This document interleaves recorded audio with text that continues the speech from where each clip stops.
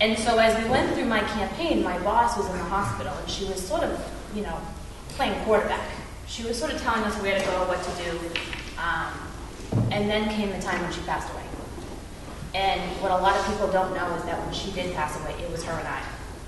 Her husband had gone back to Leominster, and it was her and I down the street at Spalding. And all I kept telling her was that things would be good. Don't worry. And then I'm thinking, I'll lose my election, I'll get a real job, and I'll go make some money.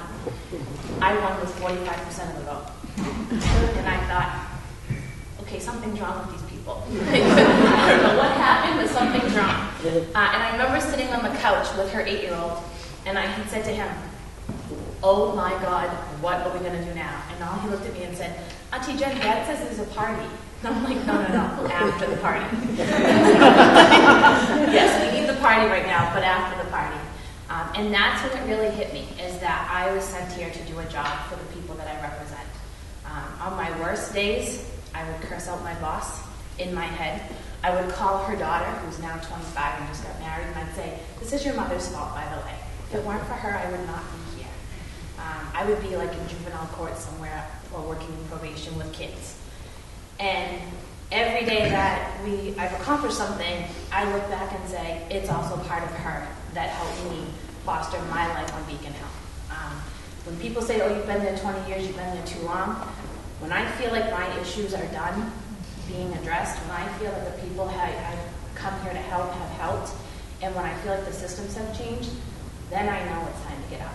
I'm not one of those people that... There's a big misconception in politics that we're all very egotistical and we're all very full of ourselves and we all have this passion to push ourselves forward. I get asked all the time, what are you running for next? Nothing. I'm running for Senate. Luckily this time unopposed, which is only the second in 7 elections.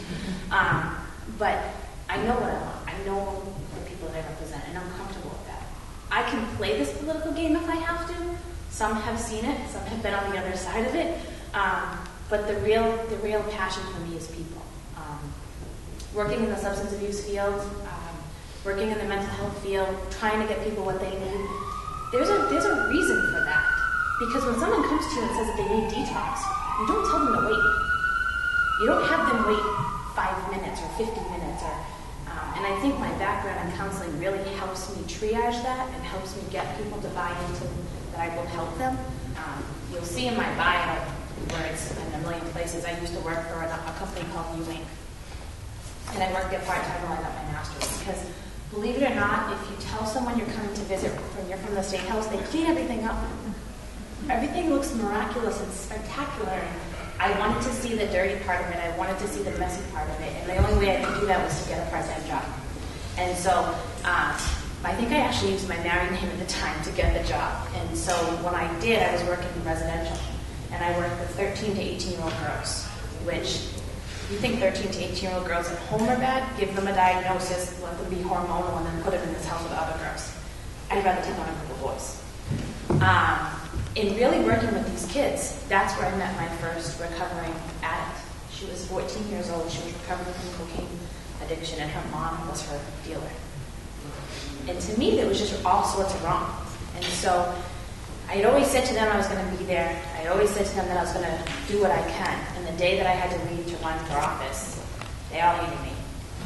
I don't know whose idea it was to let them get the Worcester Telegram, but when my picture was in the Telegram, they'd send it to me and say, you said you'd never leave, you said you cared, you abandoned us like everybody else. And I had said to them, this is what I'm fighting for. You're the what I'm fighting for. I'm coming in here to change things for you.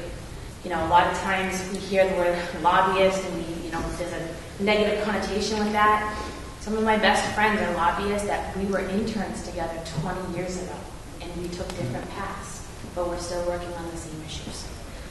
And to have those relationships, and the thing that I learned up here, you have your word and your actions. Those are the only things that you're ever going to be able to keep. And people are going to judge you on everything, and you need to keep your word.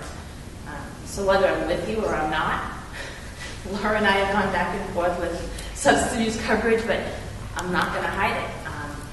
I think we're all adults and we all have to have those conversations and we move forward. Because collectively we're working for 6.2 million people in Massachusetts. Often to me party lines don't matter. as long as we get it done. I don't have a preference. If you're my guy, then that's what we're going to do.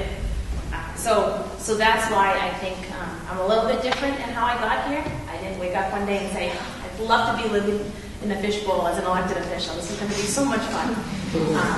I said yes to that woman laying in a hospital bed, and I blame her every day.